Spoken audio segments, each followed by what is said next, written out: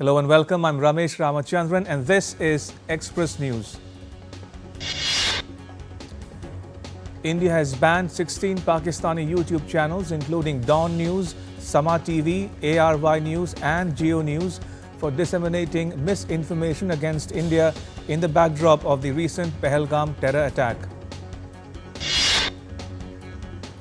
The YouTube channels have been banned for spreading provocative and misleading narratives against India, its army and its security agencies. The banned channels have more than 63 million subscribers. India has objected to the reporting by the BBC on the Pahalgam terror attack and conveyed its strong sentiments to India's BBC head, Jackie Martin. A formal letter has been sent to the BBC on calling the terrorists as militants. A special one-day session of the Jammu and Kashmir Legislative Assembly passed a resolution condemning the Pahalgam terror attack. The proceedings have since been adjourned sine die.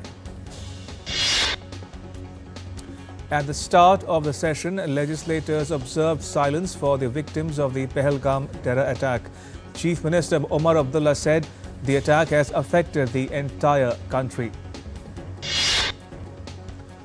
Defence Minister Rajnath Singh and National Security Advisor Ajit Doval met with Prime Minister Narendra Modi at his residence in New Delhi. The meeting comes 3 days after an all-party meeting held at Parliament on the Pahalgam terror attack, which was chaired by the Defence Minister. India and France have signed a mega 63,000 crore rupee deal to buy 26 Rafale marine aircraft for the Indian Navy. The Indian side was represented by Defence Secretary Rajesh Kumar Singh. The 26 Rafale marine fighter jets are required for deployment on Indian aircraft carriers, particularly the INS Vikrant, which is now in service. The Rafale M-jets will be customized to meet Indian requirements and will be integrated into the INS Vikrant. They are being acquired as a stopgap solution until India develops an indigenous carrier-borne fighter jet.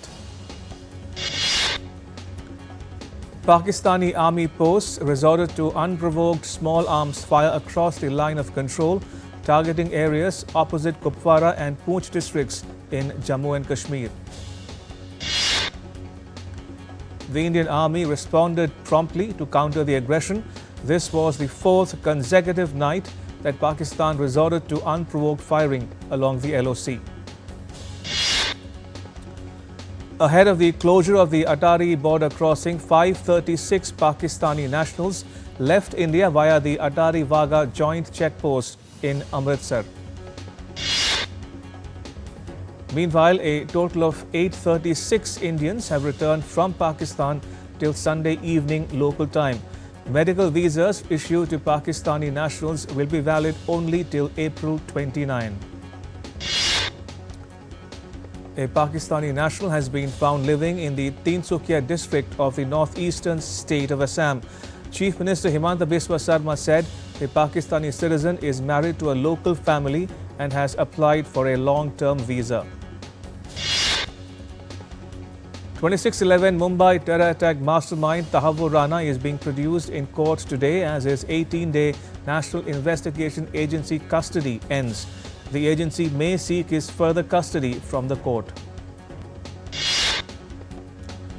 Minister Hardeep Singh Puri and Delhi Chief Minister Rekha Gupta distributed Ayushman Bharat cards to senior citizens aged 70 and above under the Pradhan Mantri Vay Vandana Yojana to give healthcare benefits to the elderly.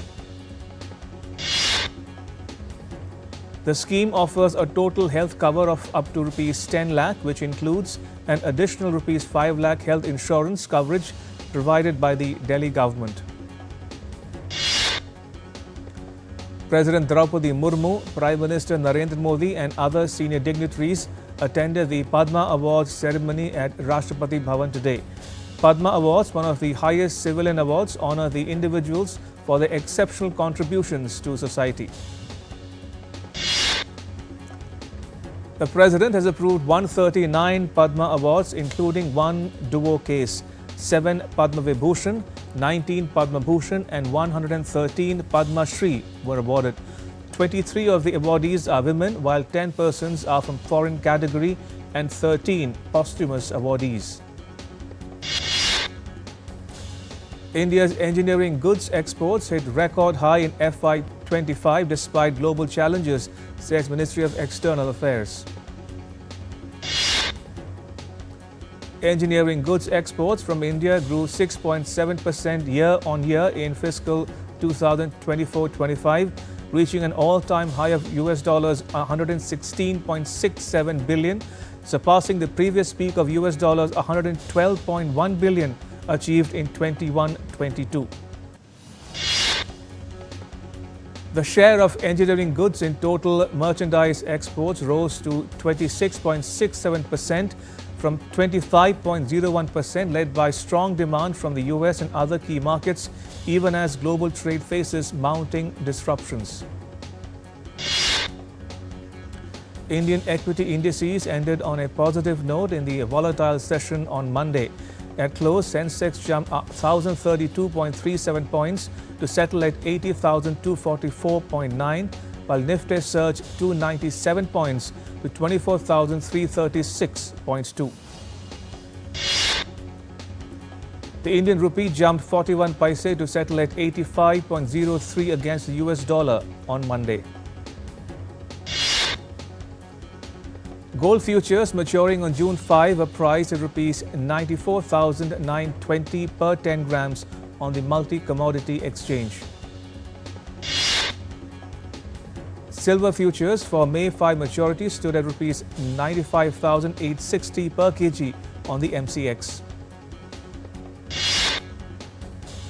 Apple's publication on Monday highlighted the growing impact of its iOS app ecosystem in India, revealing that it generated revenue reaching $5.3 billion last year.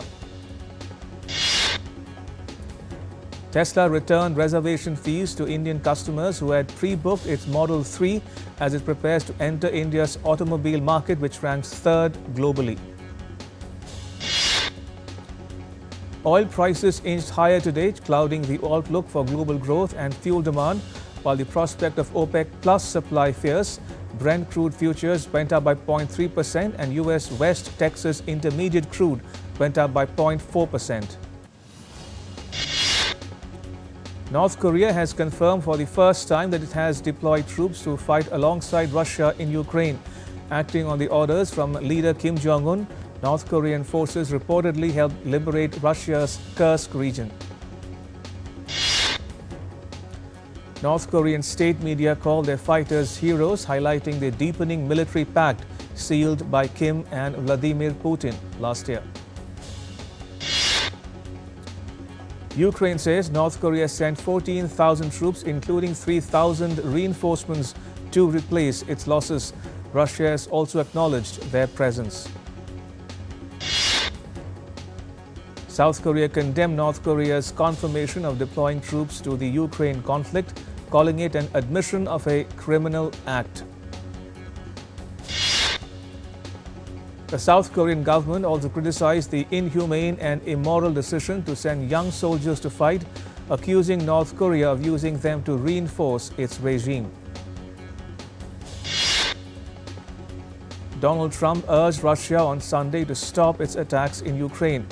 Trump said his meeting with Ukraine's President Volodymyr Zelensky at the Vatican had gone well. Russia's Foreign Minister Sergei Lavrov said in a televised interview that Crimea is a done deal and it is not being discussed in the negotiations with Ukraine. Russian President Vladimir Putin has ordered a 3-day ceasefire from May 8th to the 10th, coinciding with Moscow's World War II Victory Day commemorations, the Kremlin said Monday. Moscow said it expected Kiev to issue a similar order. The Kremlin said in the event of violations of the truce by the Ukrainian side, the Russian armed forces will give an adequate and effective response. A nationwide power outage has hit Spain and Portugal today, leaving millions without electricity. It has led to chaos at airports, train stations and on the roads. The Spanish government is monitoring the situation. Japan and Vietnam have agreed to boost bilateral trade and uphold global rules on the free flow of goods as Japan's Prime Minister Ishiba Shigeru met his Vietnamese counterpart in Hanoi today. Ishiba's first trip to Vietnam and his subsequent visit on Tuesday to the Philippines mark the latest high-level Indo-Pacific meetings amid escalating global uncertainty triggered by US tariffs. In Nepal's capital Kathmandu, 26 persons, including teachers, police personnel and a journalist, were injured during a teachers' protest on Sunday. School teachers have been demanding enactment of a new School Education Act. A clash erupted after the teachers broke a security barricade and tried to enter a restricted area at New Baneshwar near the Parliament building. In a historic decision, Roman Catholic cardinals will gather behind closed doors in a secret conclave starting May 7 to choose the next leader of the Vatican. The announcement comes from Vatican following the first official meeting of cardinals since the solemn farewell to Pope Francis on Saturday.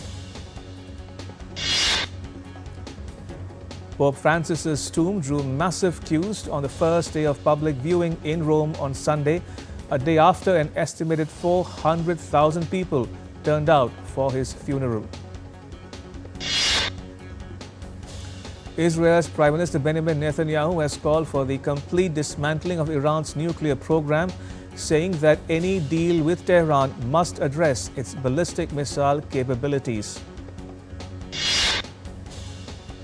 Netanyahu emphasized that Iran should not have the capacity to enrich uranium for nuclear weapons. This stance comes as Iran and the US hold nuclear talks, with both sides reporting progress. A defamation case has been brought by former Sinn Féin leader Gerry Adams against the BBC over a program alleging that he was involved in killing a British spy in Dublin. Time for a short break. Keep watching DD India.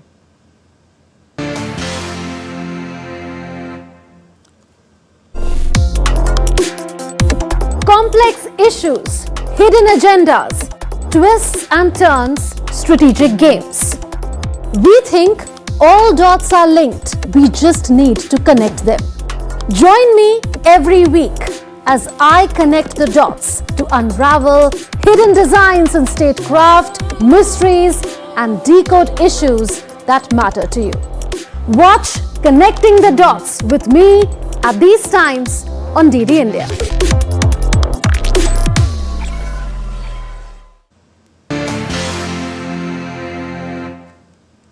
Welcome back. You're watching Express News on DD India. The India Meteorological Department has forecast a heat wave for isolated pockets of Jammu, Kashmir, Ladakh, Gilgit-Baltistan and Muzaffarabad, with a warning in place until 29th April. The IMD has issued a warning for heavy rainfall across several northeastern states including Nagaland, Manipur, Mizoram, Arunachal Pradesh and Tripura. The Met Department has said that this weather system will likely bring light to moderate rain along with thunderstorms and lightning over the northeast for the next 4 or 5 days. The Met Department says India's capital New Delhi may experience light rain from 2nd May. It will offer a much needed respite from the warm temperatures of over 41 degrees Celsius. Down in Mumbai, residents continue to endure high humidity with the temperature reaching 33.8 degrees Celsius on Sunday. The Met Department warns that Mumbai's heat levels are expected to rise slightly, with daytime temperatures likely to hover about 35 degrees Celsius by Wednesday.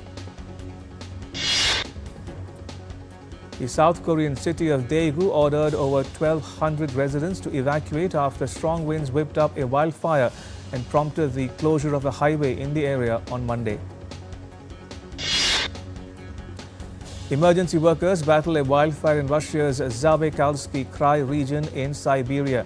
Officials report that so far no inhabited areas are threatened by the fires. Myanmar marked 1 month since the devastating earthquake that killed over 3,000 people. The tremors also hit neighboring Thailand, where a building collapsed in the capital Bangkok, claiming 62 lives. In the United States, torrential rain swept across parts of southwestern Oklahoma and northern Texas, triggering deadly flash floods late last week and into the weekend. The Museum of Fine Arts of Turkmenistan hosted the opening of an exhibition titled Heroes of the Fatherland Are Eternal, organized in collaboration with the Russian Embassy in Turkmenistan. Vietnam's capital Hanoi is undergoing a vibrant transformation as the city prepares to celebrate the 50th anniversary of South Vietnam's liberation and national reunification by organizing many events, including environmental cleanups. In Tokyo, parents and babies gathered at the 400-year-old Naki Sumo Festival at Sensoji Temple. Sumo wrestlers lifted infants while priests encouraged the babies to cry, believing that it promotes good health and wards off evil spirits. Hundreds of riders in vintage tweed cycled through the streets of London on Saturday for the annual Tweed Run. Riders showcased their antique bikes, including penny farthings, as they passed through the city's iconic landmarks. Participants in the Tweed Run cycled a 10-mile route passing landmarks such as St. Paul's Cathedral and the Palace of Westminster. At the end, prizes were awarded for the best-dressed cyclists. The Web Summit Rio 2025 kicked off with its CEO and co-founder Paddy Cosgrave presiding over the opening ceremony at Rio de Janeiro, marking the event as the largest tech gathering in South America. Featuring over 1,000 startups and 34,000 attendees from more than 100 countries, the Web Summit continues to be a pivotal event in the tech world. Volunteers upcycle waste they fish from Amsterdam's canals after King's Day, with Plastic Whale organizing the cleanup. This year, they plan to build a floating Amsterdam canal house from the collected plastic. In Belgium, contestants competed in the 5th edition of the European Seagull Screeching Championship. Around 60 participants from 14 countries competed across 3 categories: junior, adult, and colony. Each performance in the competition was judged by a professional jury, awarding up to 100 points, 75 for the accuracy of the seagull sound imitation, and 25 for the participants' overall behavior. In Mongolia, drawing is helping shy children build creativity, communication skills, and emotional strength. For introverted kids, introducing them to paper and pencil can be a game changer. Saudi Arabia's Jeddah Old Town regains glory as the Grand Prix lures tourists. Once neglected because of the migration of its merchant class, Jeddah's Old Town is now being revitalized as part of Saudi Arabia's Vision 2030 plan. Singapore is promoting green policies, funding renovations and mandating eco-friendly elements in new constructions. Actor Atul Kulkarni visited Jammu and Kashmir days after a deadly attack in Pahalgam.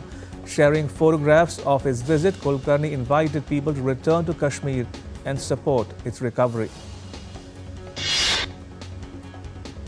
Legendary filmmaker Martin Scorsese has joined Dharma Productions' upcoming film Homebound as an executive producer.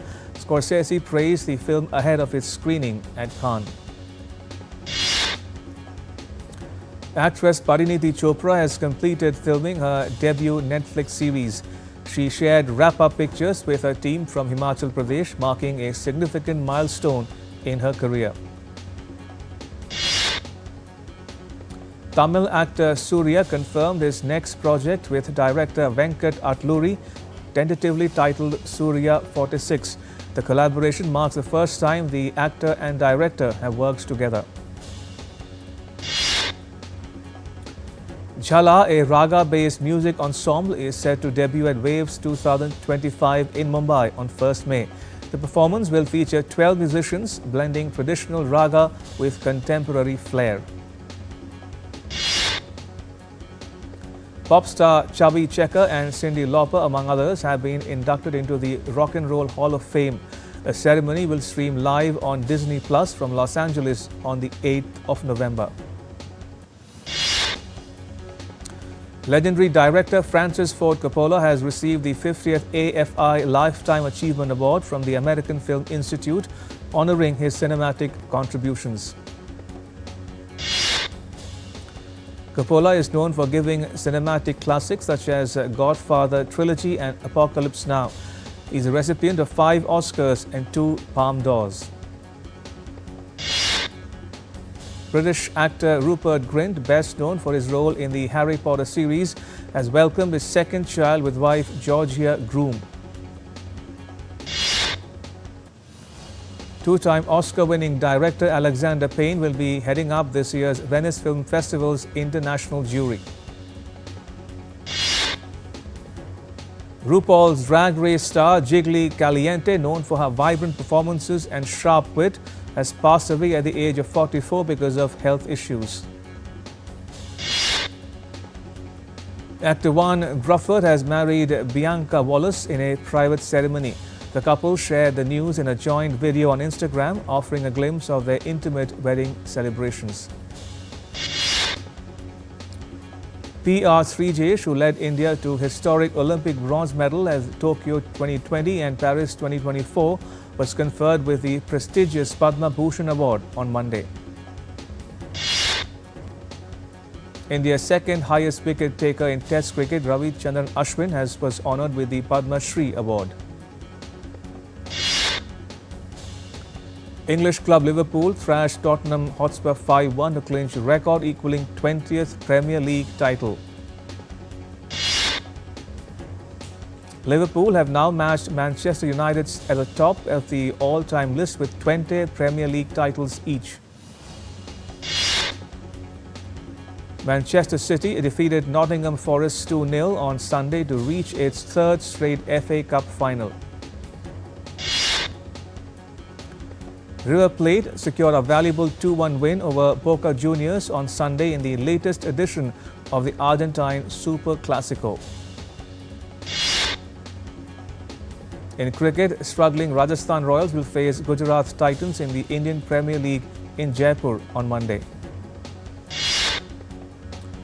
Royal Challengers Bengaluru clinched the top spot in the IPL points table with a 6-wicket win over Delhi Capitals in New Delhi.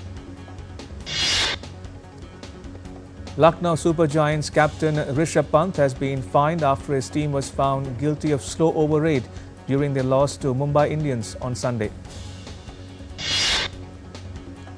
A flawless Indian team will look to maintain momentum when they take on South Africa in the second match of the Women's Tri-Series on Tuesday. In tennis, top seed Alexander Zverev of Germany dropped his first set before rallying to a 2-6, 7-6, 7-6 victory against Alejandro Fokina of Spain in Madrid Open. Defending champion Andrei Rublev of Russia was shown the exit door at the Madrid Open by Alexander Bublik of Kazakhstan. Top seed Arina Sabalenka needed 3 sets to defeat Elise Mertens before finally securing a spot in the 4th round of the Madrid Open. In another match, Maria Sakkari of Greece upset Jasmine Paolini of Italy 6-2, 6-1 to move into the round of 16. Joaquin Niemann charged to victory at the LIV Golf Mexico City on Sunday, claiming his 3rd victory of the season and securing his berth at the US Open at Oakmont in June. And it's a wrap. Thanks for watching. Bye.